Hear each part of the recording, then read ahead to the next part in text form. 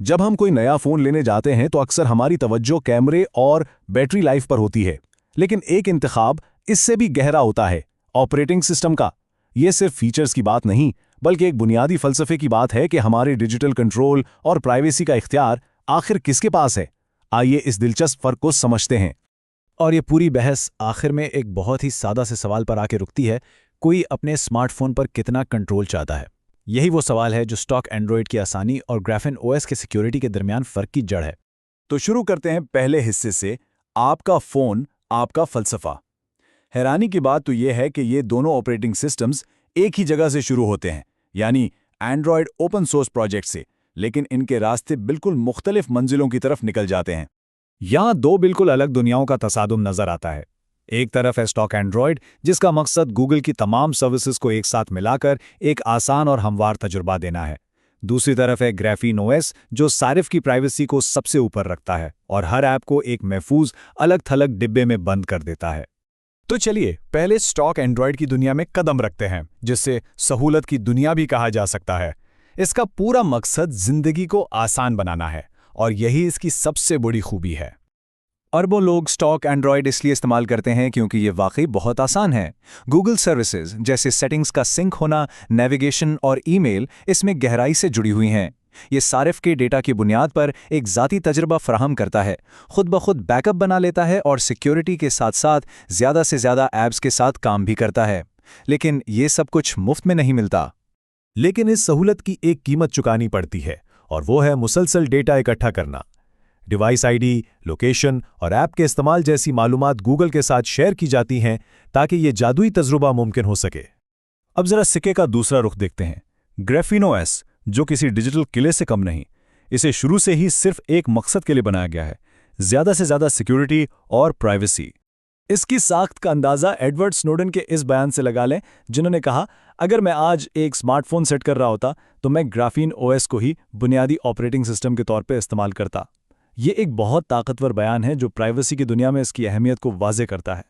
इन दोनों के security models में फ़र्क को समझने के लिए एक बेहतरीन मिसाल है अपने घर को महफूज बनाना। ये मिसाल फ़र्क को बिल्कुल साफ कर देती है।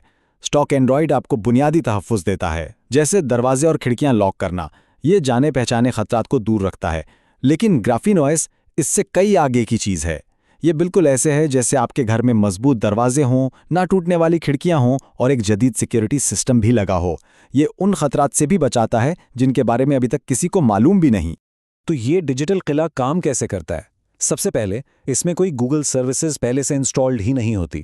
इसके ऑपरेटिंग सिस्टम का दिल यानी कर्नल इतना मजबूत बनाया गया है कि हैकिंग की कोशिशें नाकाम हो जाएं। इससे सिक्योरिटी अपडेट्स भी बहुत जल्दी मिलती हैं, अक्सर स्टॉक एंड्रॉयड से महीनों पहले। यहाँ तक कि ये हर वाईफाई कनेक्शन पर फ़ोन की शनाख्त बदल देता है ताकि इसे ट्रैक न किया जा सके। लेकिन इतनी सख्त सिक्योरिटी के बाद एक बहुत बड़ा सवाल खड़ा होता है, क्या इस पर रोज़मर्रा की ऐप्स चल भी सकती हैं? इसका जवाब एक बहुत ही होशियार हल में छुपा है, जिसे गूगल तक पुल कहा जा सकता है।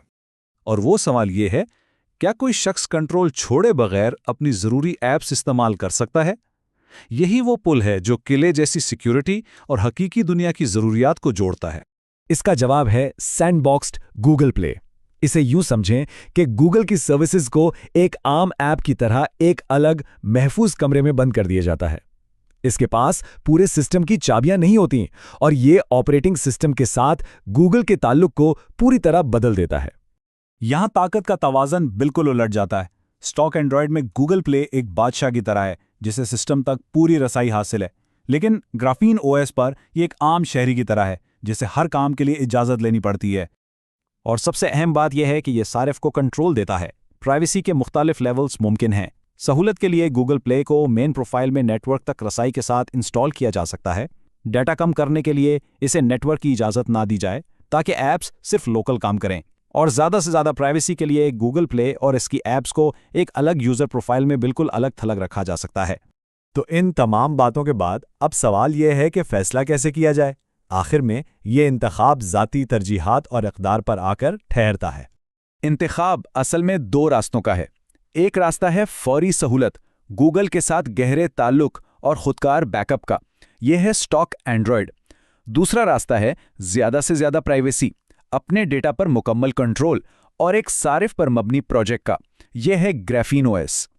آخر میں فیصلہ اس بارے میں نہیں ہے کہ کون سا بہتر ہے، بلکہ یہ ہے کہ کون سا فلسفہ کسی شخص کی ڈیجیٹل زندگی کی ترجیحات سے زیادہ میل کھاتا ہے۔ اور آخر میں ایک سوال رہ جاتا ہے جس پر غور کرنا بہت ضروری ہے۔ کیا مکمل سہولت اپنے ڈیٹا کی قیمت پر حاصل کرنے کے لائق ہے؟